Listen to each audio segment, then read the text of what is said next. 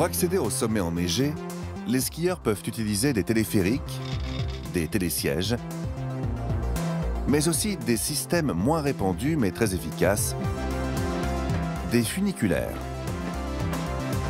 Deux rames placées sur des rails reliées entre elles par des câbles et qui fonctionnent tels des contrepoids. La rame descendante est retenue par le poids de la rame montante. La rame montante est en partie tirée vers le haut grâce à l'énergie générée par la rame descendante. Un système fiable qui permet de gravir en toute sécurité les pentes les plus raides. Pourtant, c'est dans un funiculaire qu'a lieu l'une des catastrophes récentes les plus meurtrières. C'est elle qui prend la 3e place de notre classement. Elle a eu lieu en Autriche en 2000, dans la petite commune de Kaprun, située au sud de Salzbourg. Kaprun est une station autrichienne renommée, où les touristes viennent profiter d'un domaine skiable spectaculaire et ouvert 11 mois de l'année. Le glacier du Kitzsteinhorn qui culmine à plus de 3200 mètres d'altitude. Pour accéder aux pistes, un funiculaire a été inauguré en 1974. À l'époque, il est l'un des plus modernes de sa catégorie.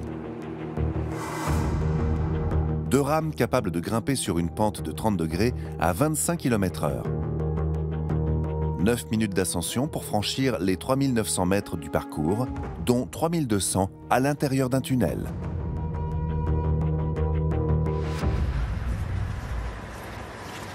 Le matin du 11 novembre 2000, 161 passagers embarquent à bord du funiculaire. Dans la cabine avant, un conducteur chargé d'actionner l'ouverture des portes. Comme la rame est en montée, la cabine arrière est vide.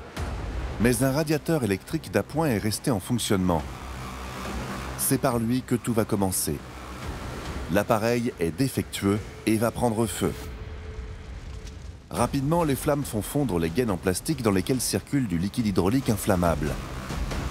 La chute de pression cause l'arrêt du funiculaire 600 mètres après son entrée dans le tunnel.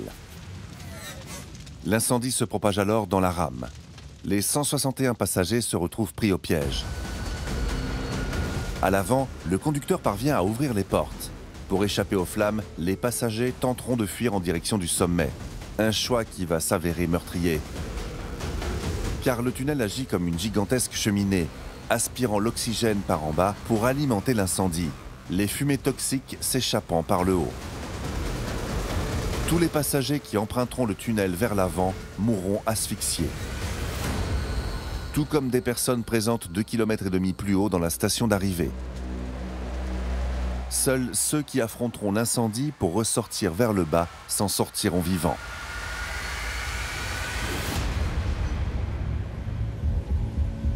Le lendemain, alors que les pompiers ont réussi à maîtriser l'incendie, les secouristes parviennent enfin à pénétrer dans le tunnel. Ils découvrent une scène de dévastation.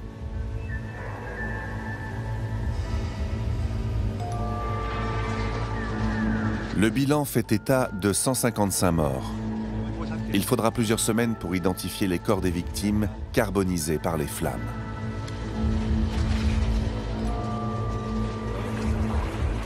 Seuls 11 passagers ont survécu. Lors du procès, les 16 personnes accusées de négligence seront relaxées par la justice autrichienne. Malgré les protestations des familles de victimes, aucune faute personnelle n'aura pu être prouvée. Depuis, le tunnel a été scellé et les rails du funiculaire ont été détruits. 4 ans après la tragédie du 11 novembre 2000, un mémorial a été installé en 2004 à proximité du lieu de la catastrophe, en souvenir des 155 personnes qui ont perdu la vie.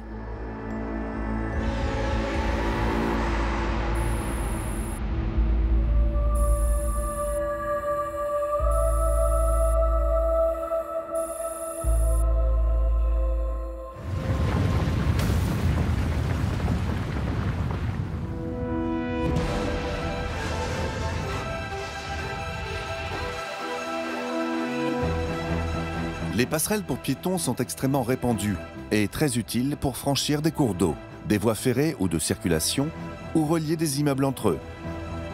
La catastrophe qui prend la deuxième place de notre classement a justement eu lieu sur une passerelle. Elle s'est produite aux États-Unis, dans la ville de Kansas City, en 1981. À l'époque, le Hyatt Regency est l'un des hôtels les plus luxueux de la ville. Inauguré en juillet 1980, le bâtiment se distingue par les grands volumes de son lobby. Il est surplombé par 3 passerelles suspendues depuis le plafond par des tiges d'acier. Elles relient les ailes nord et sud au 2e, 3e et 4e étage. Elles mesurent environ 37 mètres de longueur et pèsent près de 29 tonnes chacune. La passerelle du 4e étage est située à la verticale de celle du 2e.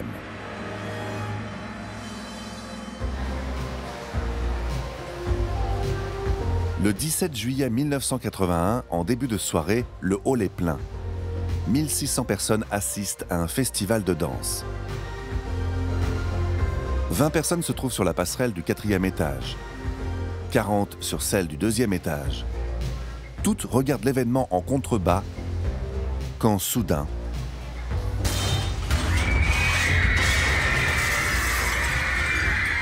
la passerelle du 4e étage s'effondre sur celle du second. Sous l'effet du poids, celle-ci craque et les 2 passerelles s'écrasent dans le hall bondé. C'était un film d'horreur au ralenti, raconte un témoin. Au bar, je regardais les danseurs du concours au milieu du hall de l'hôtel quand j'ai entendu un craquement sourd. Le temps de lever la tête, une passerelle surchargée de monde s'est effondrée au-dessus de nous et dans sa chute, elle en a entraîné une autre. Des dizaines de personnes meurent sur le coup. Des centaines sont blessées ou coincées dans les décombres.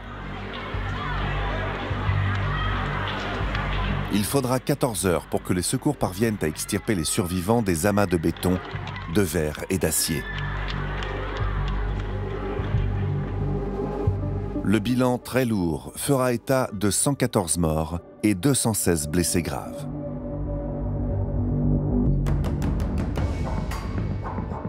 L'enquête montrera que les concepteurs avaient choisi de suspendre la passerelle du 2e étage par des tirants de 32 mm de diamètre à celle du 4e, plutôt qu'au plafond.